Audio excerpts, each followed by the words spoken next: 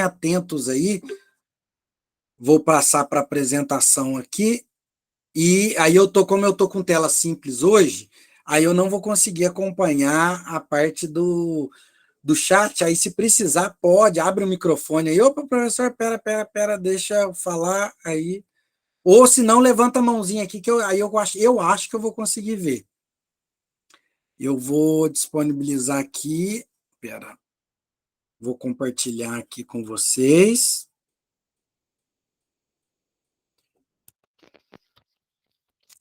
Deixe-me ver, apresentando a tela. Ok, eu vou passar rapidinho, então, nesse começo, agradecer a presença de vocês nessa nossa aula de hoje, certo? Iniciando e continuando, né, o conteúdo de fundição. Porque na semana anterior, nós tivemos o conteúdo da primeira parte, que seria o processo da solidificação do metal líquido, e do processo mais básico de fundição, que é utilizando moldes temporários.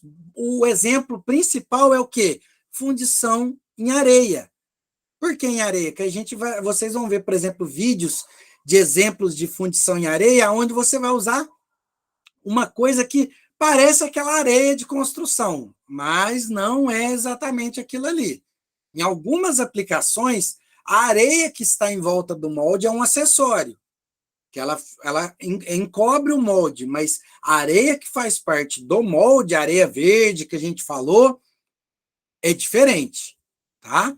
Então, a gente tem algumas características de peças fundidas, né? A questão da economia que nós tínhamos da primeira parte do molde, já não tem mais. Deixa eu até colocar aqui uma caneta. Então, é uma economia que a gente tinha. Por exemplo, tem peça que eu mandei fazer o emblema, eles usaram a moldagem temporária, que é em areia verde, né? Aí, para a fundição, nós vemos muito ferro fundido, como o próprio nome já diz, né? Alumínio, muitas peças nós conhecemos de alumínio fundidas, né? Então, é interessante saber que nós falamos em processo de fabricação, nós já vimos a parte de conformação mecânica e usinagem, então agora nós falamos de fundição e soldagem. Então, são outros processos. E o legal, quando eu falo naquela parte do fórum, para nós pesquisarmos e ver quais peças, quais produtos, itens que nós temos à nossa volta e que fazem parte daquele processo de fabricação, é que quando nós vamos aprendendo outros processos, você vai diferenciando, por exemplo, de uma peça usinada e uma peça que foi fundida. Ah, mas teve uma peça que primeiro fundiu para depois usinar. Perfeito. Porque os processos de fabricação complementam entre si. Então, tem peças que primeiro funde, depois usina. Tem peça que primeiro funde, depois forja e depois usina. Então, cada processo com as suas características, certo? Dentre outros aqui, ó, cobre, zinco, magnésio e suas respectivas ligas. Então, nós temos aqui potencial da fundição, vantagem econômica, caminho mais curto entre a matéria-prima e a peça acabada. Por quê? Acho que tem gente querendo entrar. Aí, por que caminho mais curto? Porque a matéria-prima, você consegue, através da fundição, chegar bem próximo, gastando pouco material, você desperdiça pouco material para chegar no formato que você deseja. Enquanto que na usinagem, se vocês pegarem ver um vídeo de usinagem, por exemplo, acho que é de uma cabeça de uma águia. Você pega um bloco de metal, um cubo de metal, e vai retirar um monte de material até chegar no formato da cabeça da águia. Enquanto que na fundição, você tem que ter alguns acessórios de fundição ali, mas que o formato da sua peça vai chegar muito mais próximo do formato final que você deseja. A flexibilidade quanto às dimensões, então você fabrica desde gramas até toneladas, de vários tamanhos. Acho que eu escutei alguma coisa. Pode falar, Marta. Professor, é uma coisa fora do assunto da aula. Meu celular está descarregando e eu estou sem carregador. Eu vou acessar pela conta do meu filho, é Miguel. Então, eu vou Tranquilo, desconectar e acessar de novo. Aí o senhor autoriza a entrada, tá? perfeito. Pode deixar. Obrigada, professor. Tchau. Nada. Tchau, tchau. Ó, então, seguinte, a flexibilidade. Então, desde que eu posso fazer uma peça pequena, um emblema, um item decorativo, até uma peça de um eixo, por exemplo, fundido, enorme, um sino, por exemplo. Eu vou fundir um sino, então eu posso fazer desde um pequeno emblema fundido, um chaveirinho, até um sino de toneladas ou outras peças grandes. Formas complexas, então tem muitas características, como vocês viram em moldes temporários. Eu tenho uma moldagem que vai dar uma peça com formato mais simples e peças com formatos mais complexos, dependendo do tipo de molde. Produção em série, então tem muito tipo de fundição que eu consigo fazer uma produção bastante sequenciada, e economia de usinagem. Por quê? Porque você, com a fundição, consegue chegar próximo em um bom acabamento e boas tolerâncias dimensionais. Não quer dizer que vai ser aquela coisa ótima, mas é bom, porque você vai chegar já quase que junto ali. Vai necessitar pouco processo depois. Então, possíveis rotas da fabricação utilizando a fundição. Nossa, ainda ficou aqui picado, depois tem que arrumar aqui. Ó, metal, fundir, que é o quê? Derreter, né, o metal líquido, né? Aí eu vou obter já a forma final daquela peça, ou eu vou chegar numa forma que eu vou ter que processar ela, por exemplo, uma usinagem posterior, para daí então chegar na forma final. Então, traduzindo isso daí, espera.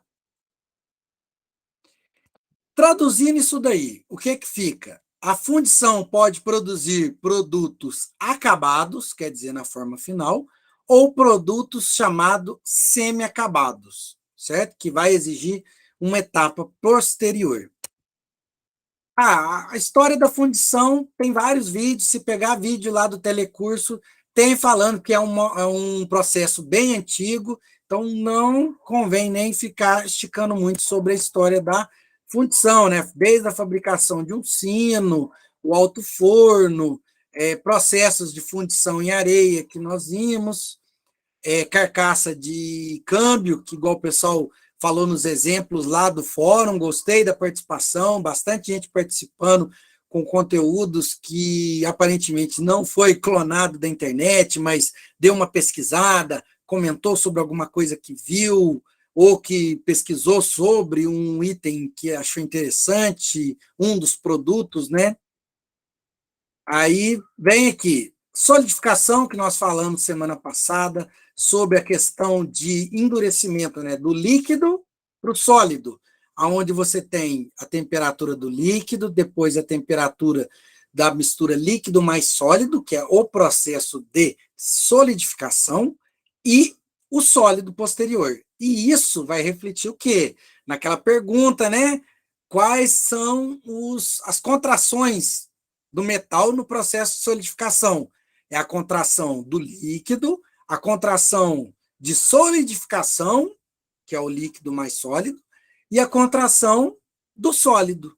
Então, tem as 3 etapas de contração, tem 3 tipos de contração no processo de solidificação. Isso aqui mostrando aquela formação dos cristais, né, da dendrita, né, que vai solidificando. Aí a temperatura, líquido, as dendritas, a formação, como é que é o processo de solidificação, que está relacionado depois com a parte dos grãos, que a gente vê em análise metalográfica, né? Então, aqui mostrando, ó, sólido mais líquido até virar 100% sólido. Crescimento da fase sólida, metal puro. E a parte da dendrita aqui, como que fica? Ó, ele vai crescendo e forma uma questão diferente, né? Um negócio mais realista aqui. Crescimento da fase sólida, metal puro. Então, aqui eu tenho alumínio super puro revela microestrutura de grãos alfa-equiaxiais. Então, ele tem um formato que ele tem, basicamente, por exemplo, distâncias similares aqui. Ele não é muito deformado. Então, equiaxiais. Então, isso aqui é um exemplo do alumínio. Ó, o outro é uma liga de alumínio. Olha como é que é diferente já a estrutura de uma liga de alumínio e a outra aqui, ó, o alumínio super puro.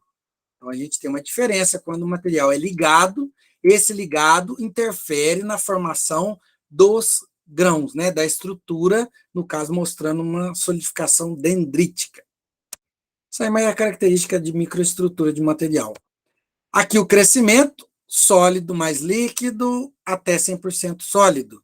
Isso em ligas metálicas. Então, é muito importante, por quê? Porque essa parte, ó, entendeu que não forma grãos todos perfeitinhos ali. Eu tenho elementos que acabam preenchendo alguns vãos ali, que são os elementos de liga e vão dar propriedades diferenciadas para essas ligas. Por exemplo, não é à toa que na estrutura de um carro de corrida eu não vou utilizar um aço comum. Eu utilizo lá um aço, se não me engano, aço cromo molibdênio. Por quê? Porque ele tem uma resistência diferenciada por ter alguns elementos de liga que dão essa característica. Ele é um material que tem muito mais resistência, com isso eu não tenho que usar muito material. Se o material é mais resistente, eu posso usar um tubo mais fino, uma espessura mais fina, eu economizo o material, certo? Enquanto o material é mais fraco, eu tenho que ter um tubo mais espesso, um material mais grosso, é mais pesado, eu gasto mais material, ok? Aqui o da dendrita, né, na questão de ligas metálicas, onde eu vou ter um elemento preenchendo aqui entre um núcleo e outro. Crescimento da fase sólida de ligas, eu vou pular isso aqui um pouquinho rápido, ó. Núcleos, vai solidificando, aí depois vai crescendo, os comentários eu tenho lá depois dessas explicações aí, ó, das várias etapas de solidificação, ó, mostrando isso aqui, infelizmente é um defeito, tem que corrigir na apresentação. Certo? Acabou ficando várias vezes aí. Aqui mostrando um exemplo de uma peça fundida, a questão do rechupe, ó, a contração do metal líquido, olha como é que aconteceu, bem grande nessa peça. Então, a contração foi muito grande, ó, começou a solidificação aqui, e depois, por causa da contração, durante a solidificação, formou-se esse cone aí. Ok? Certo? Então, nós temos aqui a formação dos grãos. Aqui outro exemplo, ó, a região coquilhada, grãos colunares, né, como se fossem colunas, e os grãos equiaxiais no centro, e o exemplo aqui numa imagem real. Vários exemplos sobre solidificação, inoculantes, que não é importante para a gente, eu não vou cobrar isso daí, é só de curiosidade mesmo. Os defeitos, né, defeitos não, as características, fenômenos da solidificação, rechupe, né, que vai dar uma contração, que pode gerar uma descontinuidade ou um defeito dentro da peça. Se esse rechupe for interno, externo, macro rechupe, micro rechupe, lamelar, centrais, e o rechupe estiver localizado na peça, ok? Então, o rechupe, a causa por causa da contração, né, que é a causa do rechupe. A solução é utilizar o massalote, por exemplo, para concentrar essa contração numa parte que não compõe a peça, então seria uma parte que vai ser retirada depois, para se obter a peça sã, né? A segregação, que é o quê? A separação das impurezas. Causas e soluções delas, trincas de contração, que está relacionado com o projeto. Então, a gente tem o vídeo lá explicando melhor esses detalhes aí. A alimentação insuficiente, por quê? Porque eu jogo uma quantidade menor, ou às vezes até o líquido, o metal líquido, não está tão quente, não está quente o suficiente. Ok? As causas e as soluções para alimentação insuficiente, os processos de fundição, que eu tenho a matéria-prima, a fusão, a transferência, que é o vazamento, a desmoldagem, que depois que vazou, eu vou ter a solidificação e depois retirada do molde da peça e o acabamento dessa peça posteriormente. Certo? Então, eu tenho a fabricação de modelos e moldes, que nós falamos, machos, que nós falamos na parte de fundição temporária, a obtenção do metal líquido, que nós vamos falar no final. Então, esse aqui está fora de sequência, depois eu tenho que corrigir. O metal líquido, a fusão, vamos falar hoje mais ao final. Aí eu vou ter o vazamento, retirada da peça do molde, rebarbação e limpeza quando necessário, dependendo do processo. Ok? Então, eu vou avançar aqui as etapas, possíveis etapas aí. Isso daí tem a explicação completa. Então, eu tenho o modelo, que é o que é a peça de referência que vai dentro do molde. O macho, que ele vai ter algum formato interno que o molde, quando você está fazendo, não vai conseguir obter. E o molde em si, que é o dispositivo onde o metal é vazado, né? Aquele negativo da peça. Aqui o exemplo. Macho, o molde de areia, o maçalote aqui.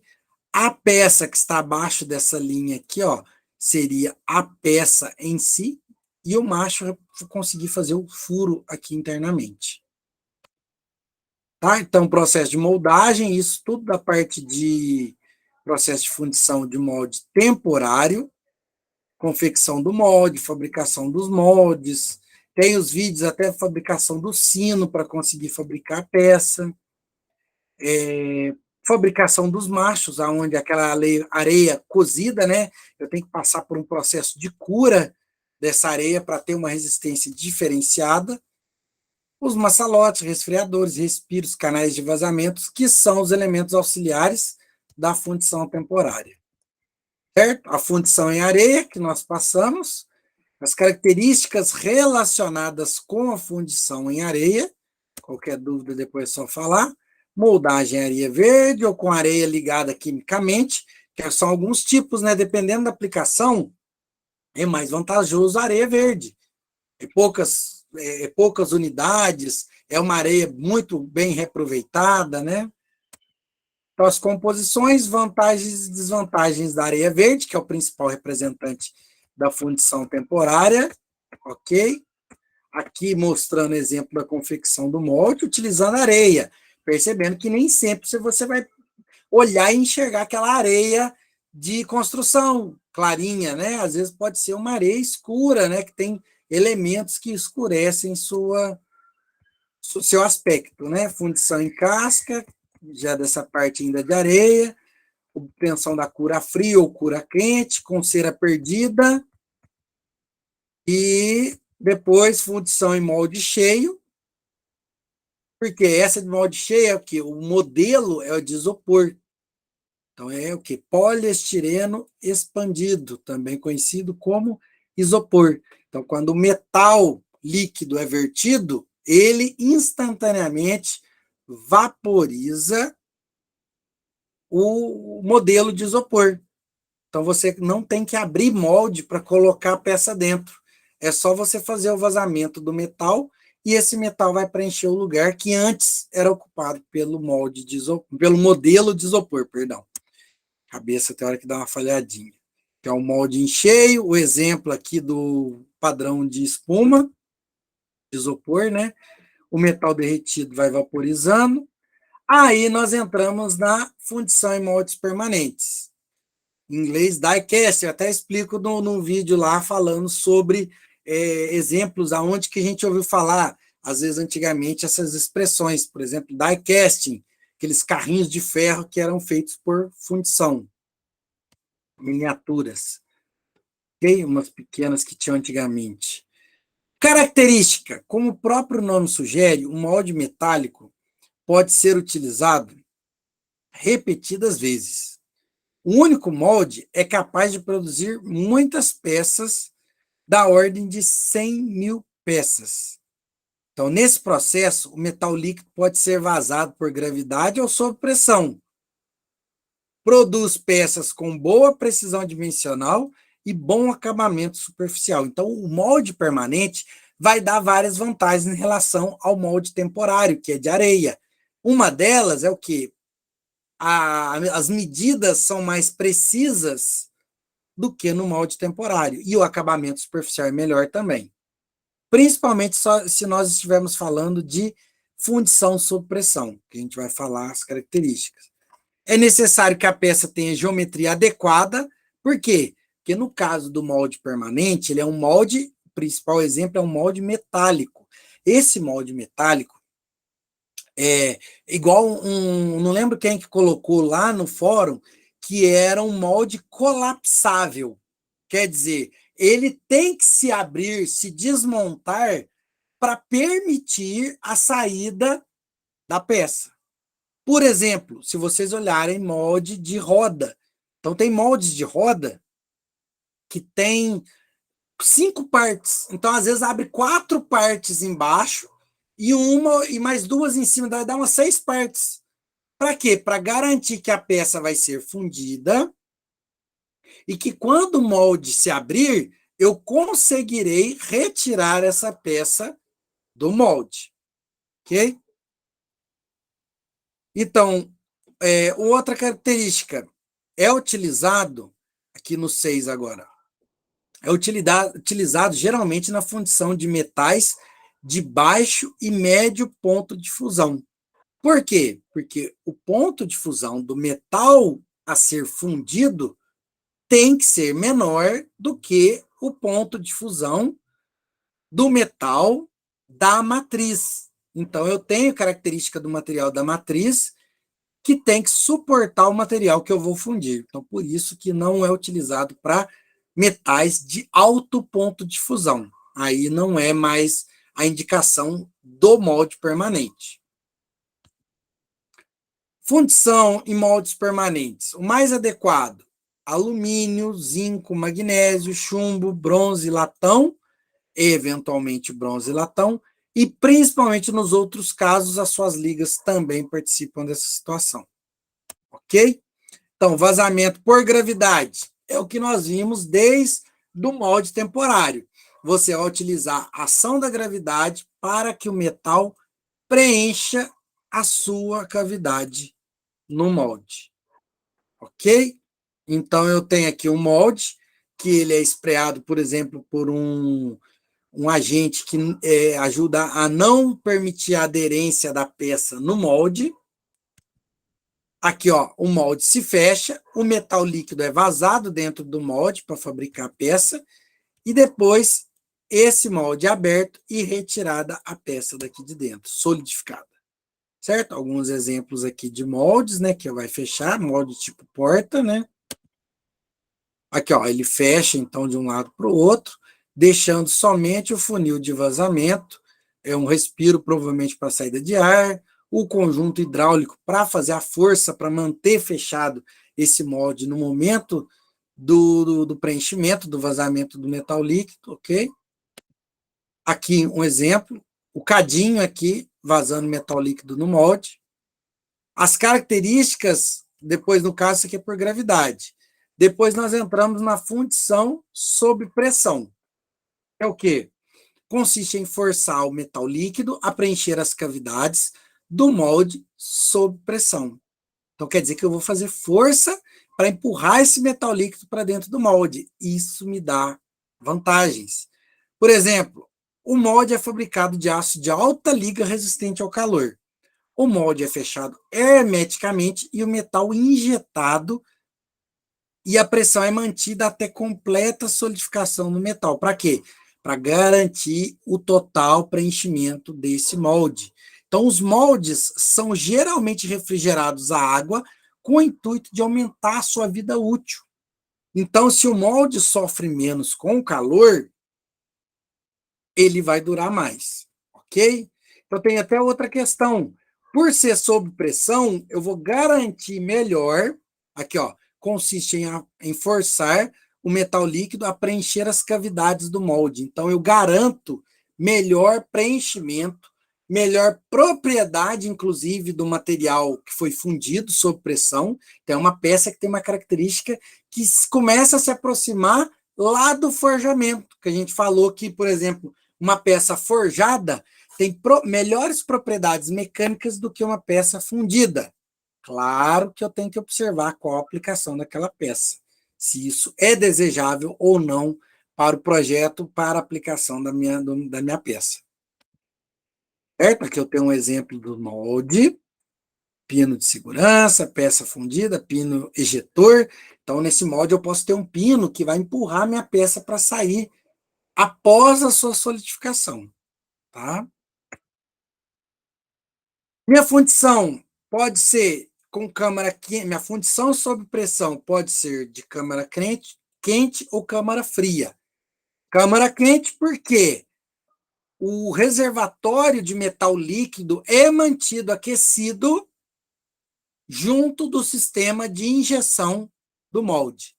Então, esse é o sistema de câmara quente. Ok? Sistema de câmara quente reduz o tempo de obtenção da peça, porque você tem o banho de metal líquido aquecido junto do ponto de injeção do metal líquido. Então, o metal líquido necessita percorrer uma pequena distância. Então, por quê? Porque aí você tem menos distância, você não tem que sobreaquecer o metal líquido para transportá-lo. Ele já está aquecido do lado. Ok? Então, você vai poder ter uma operação rápida de 1 a 30 segundos para peças maiores para você obter a fundição. Usados geralmente para metais de baixo ponto de fusão, como chumbo e ligas de zinco. Por quê? Porque é fácil de se manter o banho, o ponto de fusão é baixo, como já foi informado aqui, então isso facilita a aplicação da câmara quente. Ligas de ponto de fusão mais alto, incluindo alumínio e suas ligas, são evitadas, pois causam rápida degradação do sistema de injeção. Por quê? Porque você tem que manter uma temperatura mais elevada por mais tempo junto do sistema de injeção e isso acaba que comprometendo a vida útil do equipamento. Aí depois falamos da câmara quente, câmara fria. Qual que é a diferença? O banho de metal líquido não é mantido aquecido junto do sistema de injeção. Então, eu tenho um reservatório onde eu tenho metal líquido, coleto esse metal líquido e vou colocá-lo aqui, ó. Esse ladle aqui seria o cadinho. Então, eu tenho aqui esse sistema, tipo um cadinho de metal líquido, que eu vou vazar o metal líquido dentro do sistema de injeção do molde. Tá? Então, coloquei lá o metal líquido, faço força com o êmbolo e injeto, pressiono esse metal líquido para dentro do molde. Ok? A câmara fria, então, usado tipicamente para fundir materiais com ponto de fusão mais elevado. Para quê? Para conservar o sistema de injeção, o equipamento onde vai injetar o metal. E o princípio de funcionamento é similar ao da câmara quente. Porém, metal líquido é disposto numa unidade independente. Então, eu tenho aqui o banho do metal líquido em um lugar e o vazamento, a injeção, em outro ambiente. O tempo de operação é mais longo que o da câmara quente, justamente porque você tem que transportar o metal líquido. Ok? Aqui alguns exemplos de fundição sob pressão, porque esse grau de detalhe da peça só seria obtido a partir da fundição sob pressão. Ok? Outros vários exemplos de peças automotivas, que eu sou suspeito para falar, né, de peças automotivas, que eu gosto dessa parte. Então, muitas peças, bloco de motor, cabeçote de motor, carcaça de câmbio, coletor de admissão, principalmente carros mais antigos, você tem coletor de admissão, coletor de escape, alguns casos, tampa de válvula, em alguns outros casos, o cárter, a parte de baixo do motor, são todos fabricados pelo processo de fundição sob pressão. Ok? Carcaça da bomba de óleo de um motor a gasolina, dentre outros exemplos. Obtenção, ó, moldes permanentes. Agora, quando é sob pressão, quais são as vantagens dessa sob pressão? A geometria da peça é mais complexa, então posso fazer geometrias mais complexas, maior velocidade do processo, então é um processo de fundição muito mais rápido para se produzir muito mais peças. A sobrepressão dá um acabamento já melhor que da gravidade, que da permanente era melhor do que o da temporária também. Pode-se fundir peças com espessura de até 1 milímetro. Então, por ser sob pressão, os detalhes podem ser menores com relação àquela questão da complexidade da fundição. Ligas de alumínio apresentam melhor resistência mecânica que aquelas fundidas em areia. Então, você vai ver que o alumínio vai fundir melhor no molde permanente, sob pressão, do que fundindo por gravidade com molde em areia. Porém, alto custo do ferramental, bem mais caro o equipamento, porosidade residual pode ocorrer, limitação do emprego do processo, então vai ser limitado aquele molde, não consigo ficar variando muito, aquele molde para fabricar aquela peça, ponto. E, em alguns casos, você tem a dimensão, então é inviável, dependendo do tamanho da peça, eu produzir um molde para fabricar aquela peça, por causa do seu tamanho. A fundição centrífuga, agora eu já entro em alguns outros tipos de fundição, também dessa parte de molde permanente. O metal líquido é vazado no molde que se movimenta no movimento de rotação. Então, é como se fosse um tubo girando, onde eu vou jogar metal líquido dentro desse tubo. Para quê? Provavelmente fabricar um outro tubo, uma peça cilíndrica, uma peça, lembra lá da usinagem, uma peça de revolução. Então, é muito comum a centrífuga para essas aplicações. A força centrífuga, que é aquela força que a máquina, igual quando a máquina de lavar vai centrifugar, joga a roupa para a extremidade, força centrífuga. A força centrífuga vai jogar o metal para as paredes do molde em rotação até a sua solidificação. Então, vai produzir peças com geometria de revolução.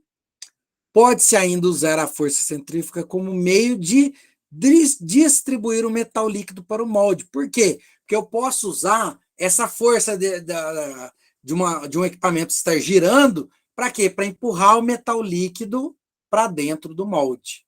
Então, eu uso a força centrífuga, mas não para fabricar uma peça com geometria de revolução igual no item 3. Mas eu uso a força centrífuga somente como pressão para o metal líquido entrar no molde. Então, eu posso ter vários moldes que vão girando em relação a um eixo. E essa força, à medida que ele vai girando, gera força centrífuga.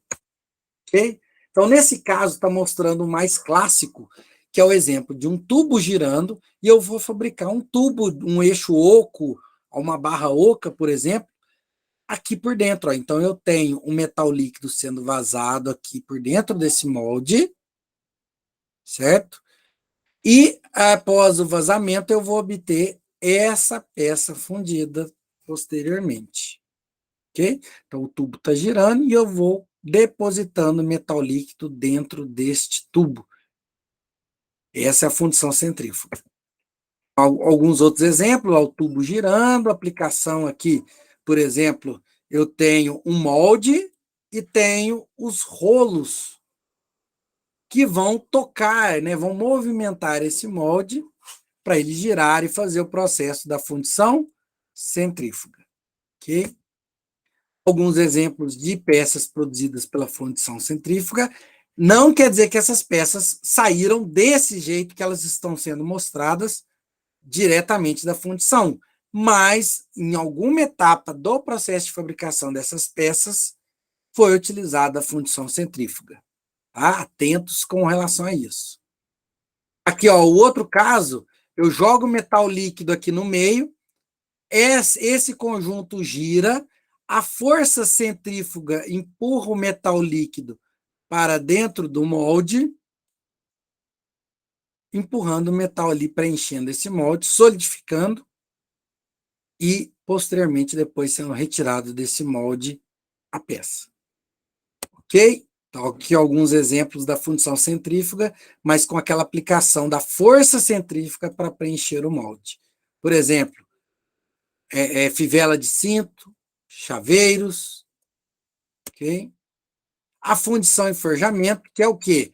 Basicamente, joga metal líquido, depois, enquanto solidifica, eu pego uma outra parte desse molde e comprimo aqui para produzir a peça finalizada, a fundição finalizada. Então, é como se você já estivesse fundindo, fazendo o vazamento do metal líquido e, posteriormente, já forjando. À medida que ele acabou de solidificar, já vem com uma peça, deforma e ele vai terminar de solidificar com o processo misto aí entre fundição e forjamento. Bem interessante, por exemplo, para dar propriedades diferenciadas para essa peça aqui. Tem características, por exemplo, a praticidade da fundição com propriedades mecânicas do forjamento. Ok? Faz um 2 em 1 aí, igual shampoo e condicionador. Então, esse é um processo 2 em 1, fundição e forjamento. Ok? Fundição a vácuo, aí no caso você vai criar um vácuo, vai colocar, isolar, por exemplo, criar um vácuo numa extremidade aqui do molde, todo o molde aqui vai ficar no vácuo. Quando você mergulha no metal líquido, aqui ó, a porta, o portão ou abertura do molde vai se abrir e o vácuo gerado dentro do molde vai acabar sugando o metal líquido para preencher o molde. Ok? Então, vou usar essa característica do vácuo para preencher o molde. Melt spinning. O melt spinning é um processo onde a liga é solidificada de forma tão rápida que o sólido formado não tem estrutura cristalina definida. Ele é amorfo. Isso gera um aumento do limite de solubilidade e redução da microsegregação. Quer dizer, você não consegue separar alguns materiais internos daquele metal líquido que seria segregado durante o processo de solidificação. Então, ele solidifica muito rápido. Tá? O que acontece? Exemplo disso. Por exemplo, ó, você vai ter uma faixa de metal, um disco de cobre aqui, e você vai ter lá o gás, vai derretendo e vai fazendo, por exemplo, essa fita que mostra aqui. Então, eu vou conseguindo preencher a fabricação dessa fita de materiais, casos específicos que utilizam o melt spinning. Ok? Fundição contínua, que é o caso que a gente comentou para fundição de lingotes. Como que funciona? Metal líquido entra dentro de um molde e dentro desse molde ele começa a solidificar, ó, as paredes aqui em azul, começa a solidificar, depois eu tenho spray de água, o metal solidificado vai depois ser enviado, vai começar a deformar, para quê? Para se cortar essas placas num tamanho específico, os lingotes. Então, isso continuamente, o material vai sendo solidificado, cortado e separado. Aqui um exemplo aqui do lado esquerdo. Lingotamento contínuo, certo? A produção de lingotes, aqui os exemplos do lingote passando, vai sendo cortado e encaminhado. A fundição contínua, maior produtividade, uniformidade do produto, menor consumo energético, redução de mão de obra, porque é bem automatizado, e a qualidade do produto final é melhor na fundição contínua. Não é à toa que ela é muito utilizada em siderúrgicas para fazer os lingotes de aço. Agora nós entramos no seguinte, já passamos da parte de moldagem permanente, para obtenção do metal líquido, a fusão. O que é importante na fusão do metal? Lá na apostila, fala da fusão do metal e direciona para os tipos de fornos. Então, está muito associado qual o tipo de forno e as suas aplicações, as suas vantagens e desvantagens, de acordo com o tipo de forno. Então, a composição da carga é a etapa onde são carregadas no forno de fusão as diversas matérias-primas que vão compor o produto para vazamento. Como assim? O aquecimento da carga até uma temperatura superior ao ponto de fusão. Então, eu tenho que derreter tudo, fundir tudo. Este excesso de temperatura é necessário para quê? Para compensar as perdas de calor. Então, eu não posso deixar o metal esfriar ali onde eu estou aquecendo. Então, e para poder o quê? Para poder pegar aquele metal líquido, encaminhar ele para outro lugar e ele não solidificar. Também tem essa importância. Ok? Então, o que acontece? Tem o espectrômetro, acho que é espectrômetro, porque ele analisa o espectro dos elementos, né, dos metais, e eu consigo fazer uma análise química dos materiais ferrosos e não ferrosos. Então, eu sei o teor de cada elemento químico que compõe aquele metal. Então, para cada material, há um programa que faz a leitura do mesmo, assim podendo fazer sua correção para obter a qualidade desejada. Então, você consegue ler até 25 elementos. Deixa eu ver se eu lembro de todos, eu acho que é silício, ferro, cobre, manganês, magnésio, cromo, níquel, zinco, titânio, prata, acho que é boro, berílio, bismuto,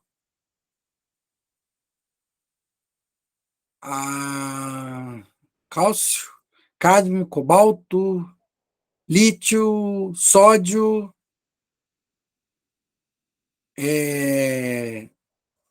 fósforo, chumbo, estanho, estrôncio, acho que é vanádio, zircônio e alumínio.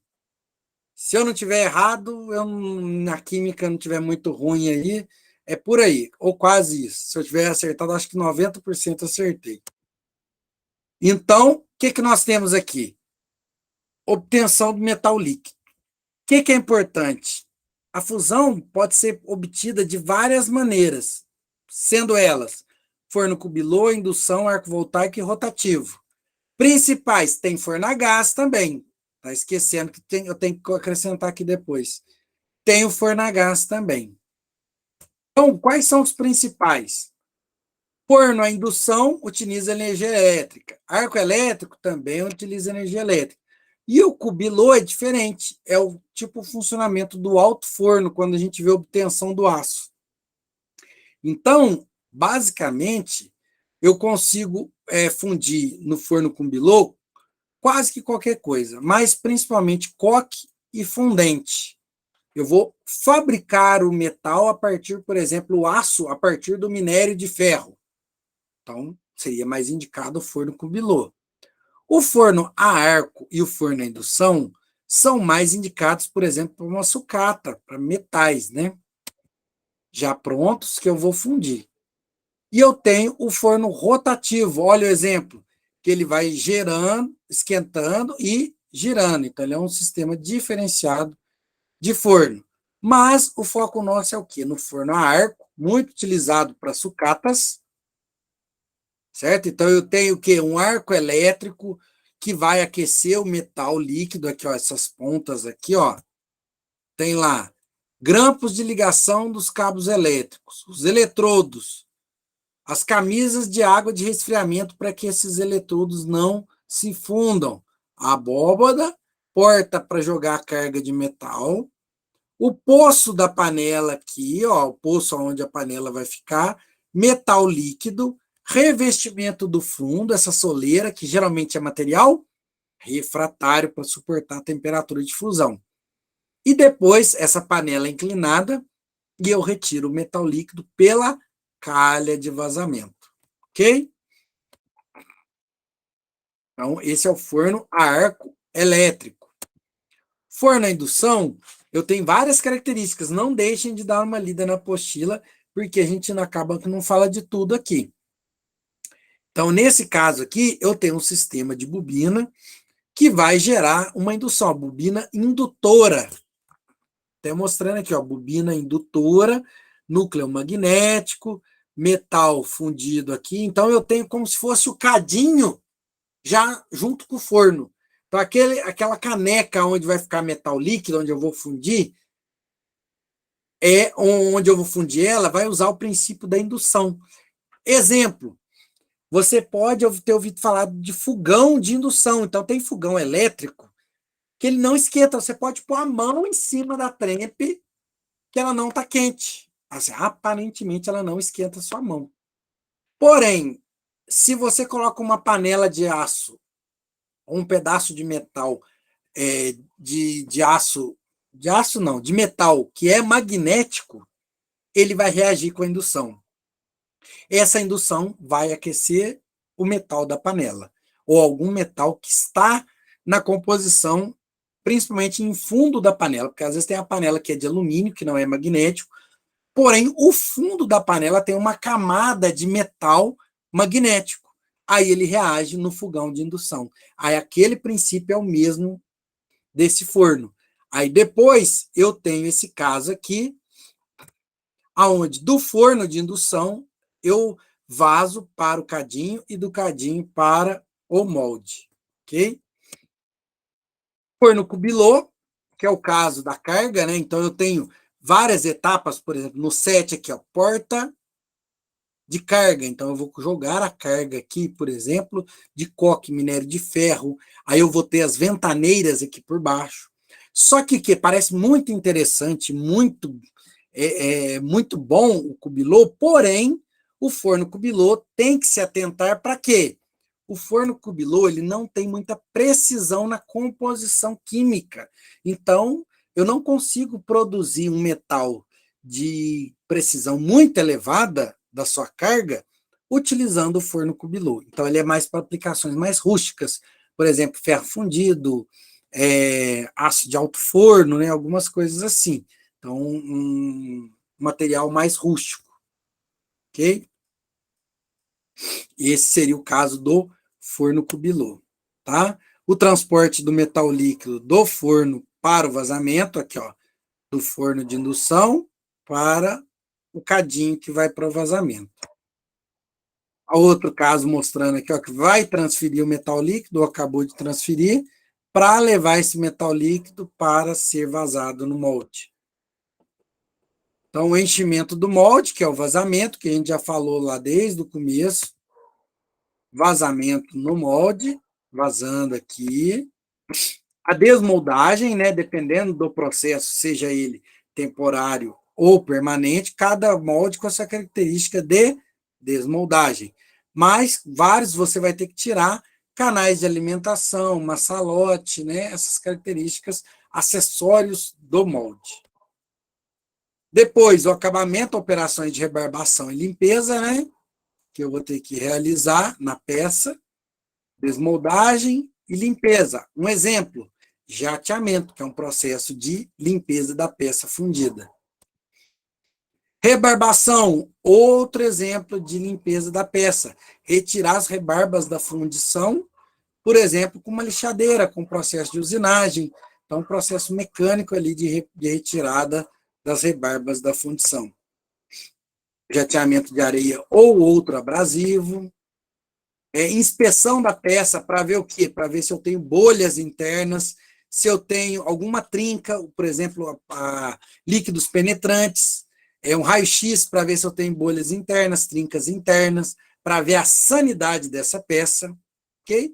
Então, geralmente são ensaios não destrutivos. Você analisa a peça, tudo ok com a estrutura dela, segue adiante. E não cobrar muito também essa questão da descontinuidade na fundição, que é o quê? Bolhas, vazios, junta fria, trincas de contração, rebarbas, inclusão de areia, rechupe, segregação, alimentação insuficiente, granulação grosseiras, dentre outras descontinuidades. Bolhas, internamente, ficam lá, bolhas de ar, de gases, que ficam retidos dentro da peça. Certo? Então, tem algumas características aqui relacionadas a essa parte.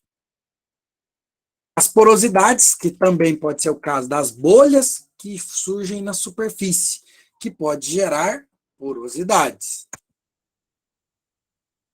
Casos de defeitos que não são aparentes, né? Que é importante ver, por exemplo, está quase na extremidade da peça, mas não está visível. Aí o raio-x vai ajudar. Como evitar? Otimização da composição da mistura da areia, para não dar sujeira dentro da peça, não soltar. Utilização de areia de retorno o mais seca possível. reavaliar o sistema de canais, porque às vezes pode ser que não está conseguindo liberar os gases retidos dentro do molde, no processo de vazamento. Provisão de respiradouros, então às vezes não tem os respiradouros necessários no molde. E elementos químicos para acalmar a carga, para gerar menos gases no processo de vazamento. A junta fria, que às vezes tem alguma peça que gerou um núcleo e eu tenho uma emenda que ela foi colada à medida que ela solidificava e gera esse problema da tal da junta fria, causadas pelo encontro de duas correntes de metal a baixa temperatura. Então, a temperatura estava mais baixa, que não chegou a soldar, fez uma junta chamada fria, por causa da baixa temperatura no processo, que aconteceu no processo ali na solidificação. Causas: entupimentos de canais, maçalotes ineficientes e baixas temperaturas de vazamento. Combatendo essas causas, você obtém as soluções. Baixa temperatura, aumenta a fluidez, aumentando a temperatura, pré-aquecendo o molde, entre outros. Rebarbas, né? Excesso de rebarba. Rebarba, por exemplo, insuficiente, quer dizer que atrapalha o preenchimento. Então, pode ter que o metal vazou muito para fora por um lado e acabou deixando de preencher em outros pontos.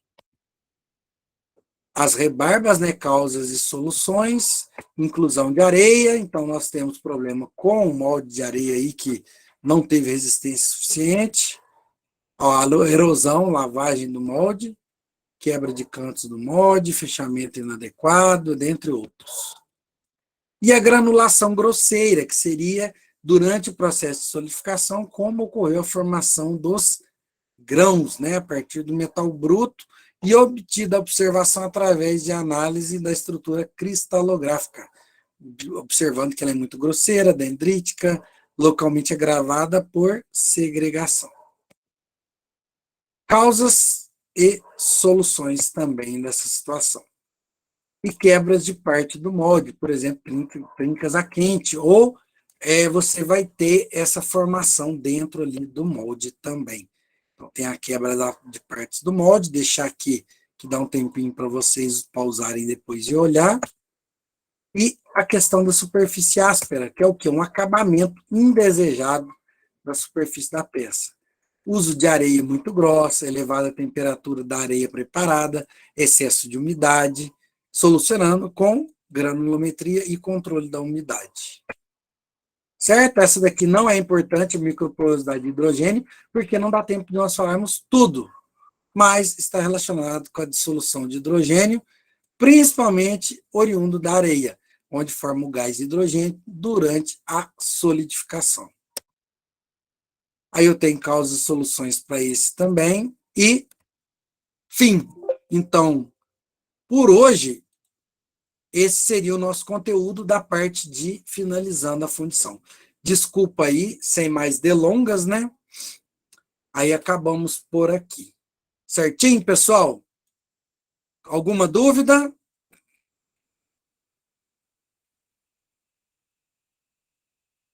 Vou interromper aqui a gravação, então.